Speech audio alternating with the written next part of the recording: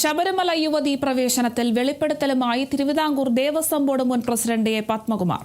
യുവതികളെ പ്രവേശിപ്പിക്കാൻ തന്നെയും ADGP ശ്രീജിത്തിനെയും ബോധപൂർവം മാറ്റി നിർത്തിയെന്നാണ് പത്മകുമാറിന്റെ വെളിപ്പെടുത്തൽ. ഇതിന് ചരട് വലിച്ചത് പാർട്ടിയിലും അന്നത്തെ ഭരണ നേതൃത്വത്തിലും സ്വാധീനമുണ്ടായിരുന്ന ഒരു ഉന്നതനാണ്.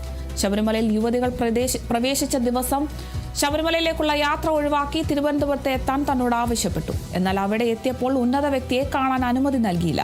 യുവതികൾ സന്നിധാനത്തെത്തിയത് തിരുവനന്തപുരത്തെ ദേവസ്വം ബോർഡ് ഓഫീസിലെ മുറിയിൽ വെച്ച് ടിവിയിലൂടെയാണ് അറിഞ്ഞതെന്നും പത്മകുമാറിന്റെ വെളിപ്പെടുത്തലിൽ പറയുന്നു. സ്വർണ്ണ കവർച്ചാ കേസിൽ രജിസ്റ്ററിൽ ചെമ്പുപാളി എന്ന് എഴുതിയത് മറ്റാരോ ആണെന്നും അതിൽ ഒപ്പിടാൻ താൻ നിർബന്ധിക്കപ്പെടുകയായിരുന്നുവെന്നുമാണ് അദ്ദേഹം പറയുന്നത്. സുഹൃത്തിനോടാണ് ഇക്കാര്യങ്ങൾ പത്മകുമാർ വെളിപ്പെടുത്തിയത്. CPIM നടപടിയെടുക്കുമെന്ന സൂചനകൾക്കിടെ ആത്മകഥ എഴുതാൻ പത്മകുമാർ തയ്യാറെടുക്കുന്നതായും വിവരമുണ്ട്.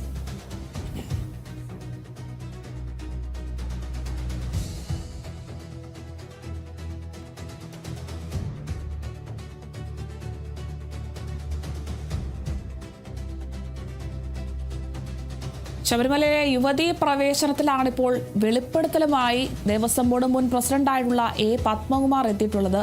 യുവതികളെ പ്രവേശിപ്പിക്കാൻ തന്നെയും ADGP ശ്രീജിത്തിനെയും ബോധപൂർവം മാറ്റി നിർത്തി എന്നൊരു വെളിപ്പെടുത്തലാണ് പത്മകുമാറിന്റെ ഭാഗത്തു നിന്നും ലഭിക്കുന്നത്.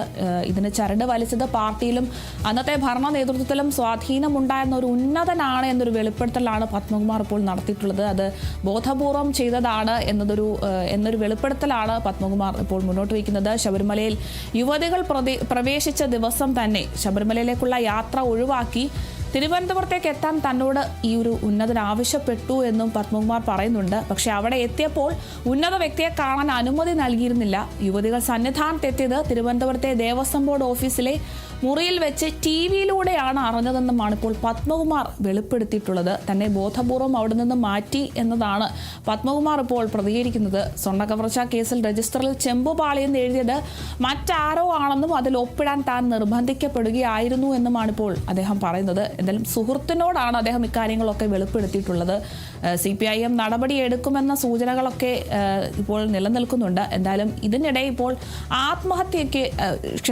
ആത്മകഥ എഴുതാൻ പത്മകുമാർ തയ്യാറെടുക്കുന്നതായും വിവരമുണ്ട്.